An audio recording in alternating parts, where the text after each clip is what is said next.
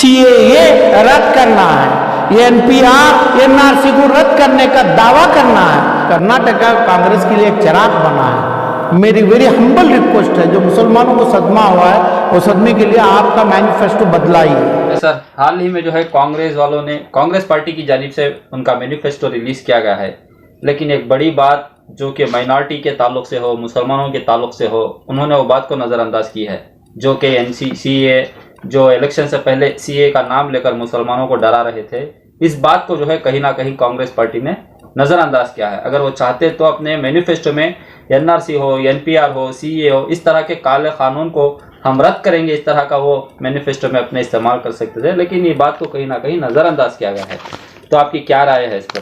बेशक सही, 25 manifesto guarantees दिए हैं, इसमें हर गारंटी लाजवाब है, जिसमें मोदी सरकार, ऑनरेबल प्राइम मिनिस्टर खुद हले हुए हैं देख के, क्योंकि इसके ऊपर 2 बार टिप्पणी की है प्राइम मिनिस्टर, जो सही है।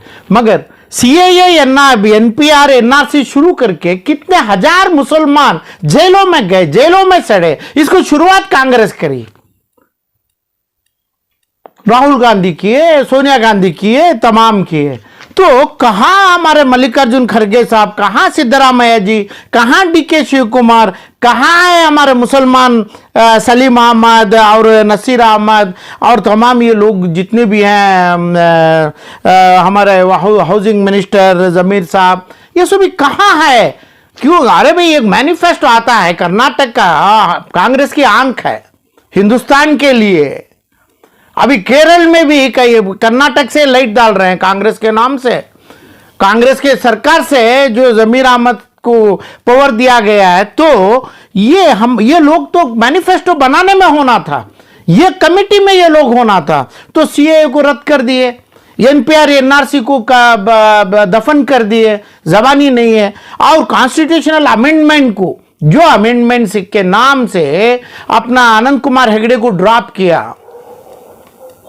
और इतना आरएसएस के सपोर्ट का, जितने सालों का एक जवान आदमियों को, कितने 1 2 3 4 जो अमेंडमेंट करने का नारा लगाए थे, पूरों को निकाल दिए। कौन निकाला?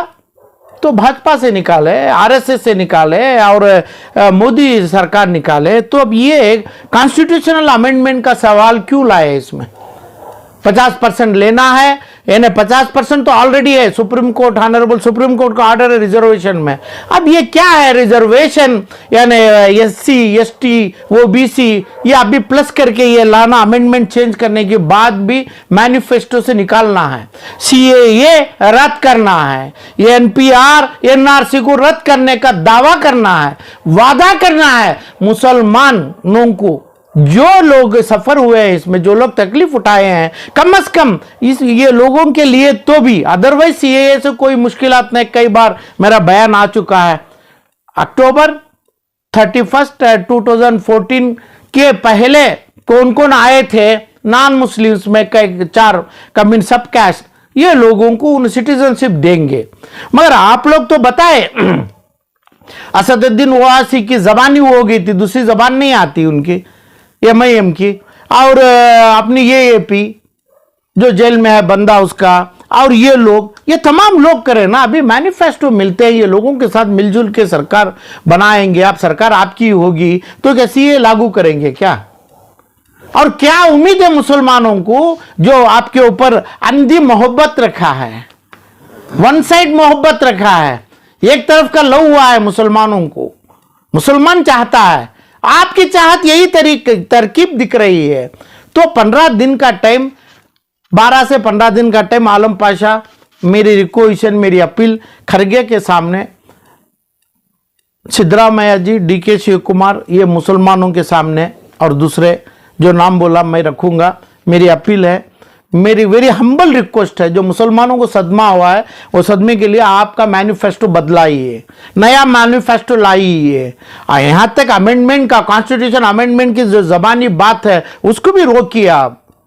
अब इसमें यह पता चल रहा है कि भाई कांग्रेस में कोई इलम वाला नहीं है, कांग्रेस में कोई चीज को, कोई काम को, कोई कोऑर्डिनेशन को किसी को ले आ नहीं जा रहा है, यही पता है। तब है कौन उसमें? कांग्रेस में है कौन है तमाम चीज बनाने के लिए? सीएए यहां से नहीं, असम से बंगाल, बंगाल से मणिपुर, मणिपाल, पूरी जगह तो होने का है ना, ये लागू होने का है। सिर्फ मैंगलोर और बेंगलुरु नहीं है, तो पूरे कर्नाटक का ज्यादा इसमें लाइट होना चाहिए। ये लोगों की इसमें जरूरत है क्योंकि कर्नाटका कांग्रेस के लिए एक चिराग बना है। अंधेरी में भी उजाला दिखता है कांग्रेस की सूरत।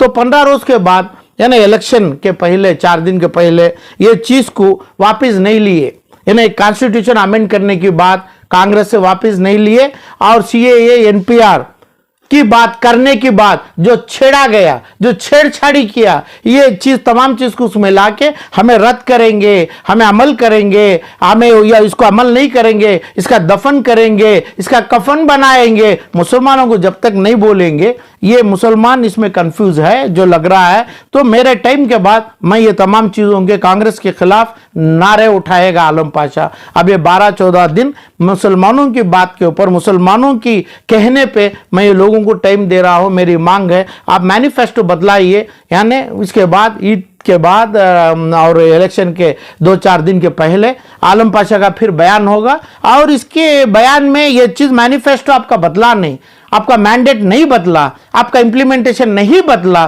तो नारा कांग्रेस के खिलाफ, मुसलमानों की ये वन साइड लव के खिलाफ, और इसका तर्जुमा देके आलम पाशा जरूर ग्राउंड पे आके ये बात करेगा, पूछेगा मुसलमानों को भी। जरूरी है ये पार्टी हेडक्वार्टर्स को खरगे साहब, सिद्धरामैया साहब, डीके साहब, आप लोग मैनिफेस्टो बदलाइए, कॉन्स्टिट्यूशनल अमेंडमेंट अबंडन करिए, छोड़ दीजिए ये बात। जैसा अभी आनंद कुमार हेगड़े को छोड़ा गया, ये जबान में ही नहीं लाना का था कॉन्स्टिट्यूशन अमेंडमेंट। आप ये बात से कितना गुजर रहा है, कितना हर जगह तो पार्लियामेंट, नई पार्लियामेंट फूट रही है, फोड़ रहे हैं कि अमेंडमेंट के नाम से जितने लोग अपोजिशन में, फिर कांग्रेस में क्यों लाया?